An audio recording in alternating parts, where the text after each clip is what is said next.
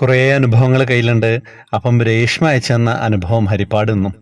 അപ്പം കേൾക്കാമല്ലോ. അപ്പം നമ്മളെ ഗ്രൂപ്പിലുള്ള ആളാണ്. അതുകൊണ്ട് തന്നെ എനിക്ക് പെട്ടെന്ന് മനസ്സിലാവും. അതുകൊണ്ട് എനിക്ക് വേഗത്തിൽ വായിക്കാനും കഴിയും. ഇതും കുറച്ച് ദിവസമായിട്ടുണ്ടാവും എന്നെ ഓർമ്മിപ്പിച്ചിട്ട്.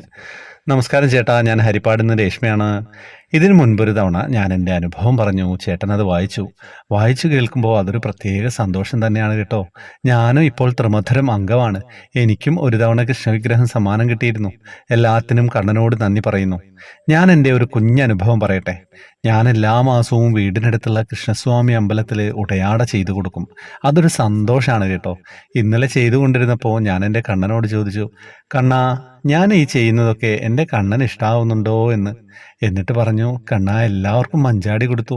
ഇഷ്ടങ്ങൾ അറിയിക്കുന്ന ആളല്ലേ, ഉടയാട ഇഷ്ടപ്പെട്ടാൽ എനിക്കൊരു മഞ്ചാടി തരാമോ കണ്ണാ എന്ന്.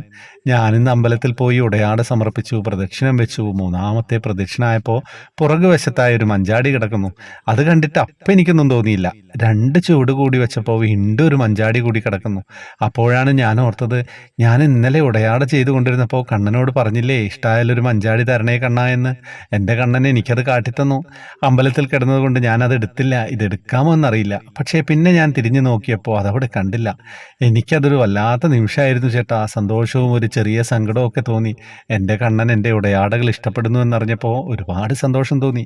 നമ്മൾ പറയുന്ന ചില ആഗ്രഹങ്ങൾ അത് നമ്മൾ മറന്നാലും കണ്ണൻ മറക്കില്ല. പറഞ്ഞത് കൂടിപ്പോയെങ്കിൽ ചേട്ടൻ ചുരുക്കി വായിച്ചാൽ മതി കേട്ടോ. കണ്ണനെക്കുറിച്ച് എഴുതാൻ തുടങ്ങിയാൽ അതങ്ങ് നീണ്ടുപോകും. ചേട്ടനിത് വായിക്കുമെന്ന് പ്രതീക്ഷിക്കുന്നു. ഹരേ കൃഷ്ണ. നീണ്ടുപോയാലൊന്നും കുഴപ്പമില്ല, നമുക്ക് വായിക്കാമല്ലോ. കേൾക്കാനായിട്ട് എത്ര ആളുകളാ കാത്തിരിക്കുന്നത്. അപ്പം എന്താ കഥ? വാട്സപ്പ് ഗ്രൂപ്പിലേക്ക് വരാം, ജോയിൻ ബട്ടണിലൂടെ വരണം. ഫേസ്ബുക്കിൻ്റെ കമൻറ്റ് ബോക്സിൽ ഡീറ്റെയിൽസ് ഉണ്ടാവും. സമ്മാന പദ്ധതികളൊക്കെ ഉണ്ട്. സമ്മാന പദ്ധതികൾ ഉണ്ട് എന്നുള്ളതുകൊണ്ടല്ല ഗ്രൂപ്പിൽ വരിക എന്ന് പറയുന്നത്. നിങ്ങളുടെ അനുഭവങ്ങൾ അയക്കുമ്പോൾ എനിക്കത് വായിക്കാൻ കൂടുതൽ സൗകര്യമാണ്. ഗ്രൂപ്പിലുള്ളവരാണെങ്കിൽ ഞാൻ നമ്പർ സേവ് ചെയ്തിട്ടുണ്ടാവും. അല്ലാത്തവരുടെ ഇത് പിന്നോട്ടായി പോകുന്നു. അത് എനിക്കൊന്നും ചെയ്യാൻ പറ്റുന്നില്ല. അതാണ് കാര്യം. മനഃപൂർവ്വം വായിക്കാതിരിക്കുന്നതല്ല കേട്ടോ. ആരുടേതും എൻ്റെ ഇൻബോക്സ് നിറയെ അനുഭവങ്ങളാണ്. ഹരേ കൃഷ്ണ.